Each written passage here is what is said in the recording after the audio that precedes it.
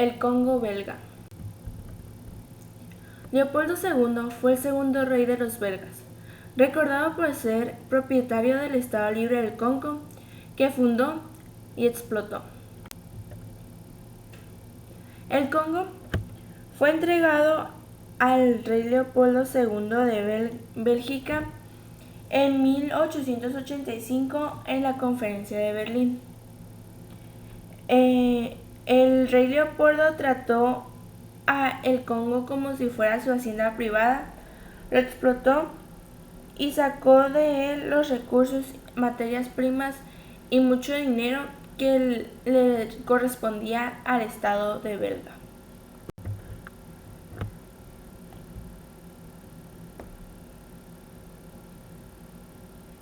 Henry Morton Stanley, mejor conocido como Henry Stanley, fue el encargado de dirigir esta expedición en nombre de Leopoldo, y él fue el que le avisó a Leopoldo por dónde le convenía entrar, cómo era el Congo y qué diferentes tipos de peligros había.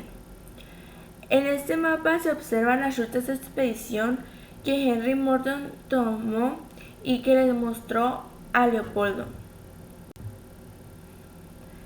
Para todas las personas de los estados europeos y otros lugares era peligroso, pues habían enfermedades y animales que nadie había conocido antes, por lo que nadie estaba preparado realmente para enfrentarlos.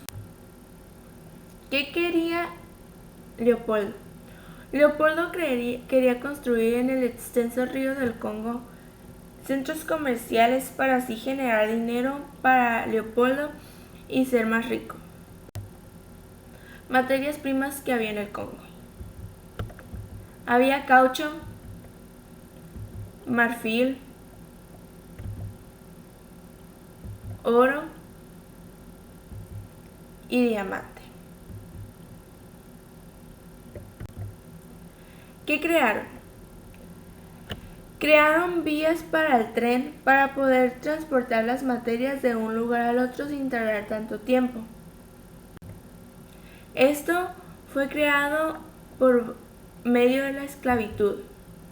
Todos los recursos se obtenían por medio de la esclavitud. El pueblo congolense era obligado a trabajar explotando los recursos de su país y recibía un salario muy bajo. Si no lo cumplían, obtenían castigos. Uno de los castigos más comunes era que perdían las manos. También otro de los castigos era de que si no cumplías con lo que se te había otorgado, con la tarea que se te había otorgado, o simplemente no querías hacerlo, te quemaban tus casas, quemaban las casas y así perdías todo. ¿Por qué era tan importante el Congo? El Congo sufrió mucho, pues sus riquezas eran muy importantes para todos. Al ser un país rico en tantos recursos, se volvió en un país el cual todos querían poseer y muchas veces llegó a ser sometido y obligado a recolectar sus propios recursos para dárselo a otros gobernantes. El Congo, por ser estado tampón, impedía que muchas personas pudieran transportar sus materias o sus cosas de un lugar a otro, por lo que era muy peleado.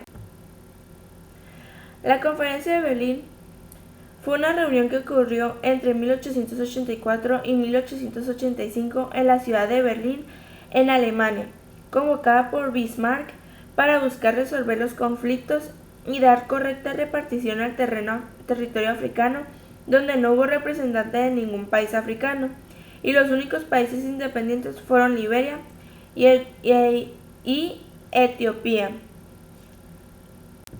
Los países involucrados fueron Portugal, Bélgica, España, Italia, Francia, Alemania, Gran Bretaña, Holanda, Rusia, Imperio Austrohúngaro, Dinamarca, Suecia y Estados Unidos.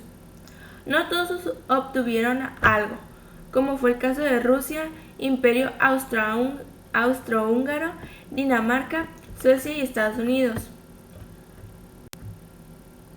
Como pueden observar en el mapa, esas eran las maneras en las que fue repartido los territorios en el Tratado de Berlín. Consecuencias del Tratado de Berlín. Falta de industrialización, discriminación social, el apartheid, hubo una guerra en Ruanda que fue el conflicto entre Hutus y Tutsis, la dependencia de los africanos hacia Europa y fronteras arbitrarias. Guerra de Ruanda. Ruanda vivió un genocidio el 6 de abril de 1994 cuando el avión que transportaba al presidente ruandés, miembro de la mayoría Hutu, fue derribado y todas las personas a bordo murieron. Consecuencias. En 100 días murieron más de 800,000 personas, así acabando con la mayor parte de los tutsis. Mataron a todos los tutsis que estaban en Ruanda y todos los que estaban afuera, estudiando o de viaje, fueron los que sobrevivieron y hoy en día varios siguen vivos. El apartheid.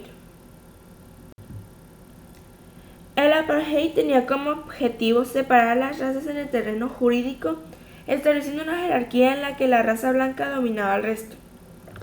Fue después de la Conferencia de Berlín en 1990. Fue cuando los ingleses aceptaron que solo los blancos, con una minoría de negros propietarios, podían votar, lo que significa que todos los blancos eran mejores que los negros y solo una muy pequeña parte de negros que tenían que ser súper ricos podían tener voz y voto. El proceso culminó con la llegada de Nelson Mandela, un mítico militante anti-apartheid que había pasado 27 años en la cárcel y llegó a la presidencia de la República de Sudáfrica.